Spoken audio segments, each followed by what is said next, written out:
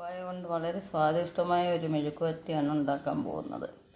അതിന് വേണ്ടി പപ്പായ അരിഞ്ഞിട്ടുണ്ട്, ഇഞ്ചി നീളത്തിൽ അരിഞ്ഞിട്ടുണ്ട്, വെളുത്തുള്ളി, പച്ചമുളക്, ചെറിയ ഉള്ളി, സവാള, ഉപ്പ്, മഞ്ഞൾപ്പൊടി, സ്വല്പം മസാല. ഓയിലൊഴിക്കുക,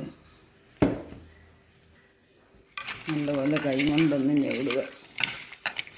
2 മിനിറ്റ് റെസ്റ്റ് ചെയ്യാൻ വെക്കുക. 2 മിനിറ്റ് കഴിഞ്ഞ് ഇത് വെള്ളം ഒഴിക്കാതെ തന്നെ അടച്ചു വെച്ച് കഴിക്കും. മെഴുക്കുവരട്ടി റെഡി ആയിട്ടുണ്ട്. തീ ഓഫ് ചെയ്യാം.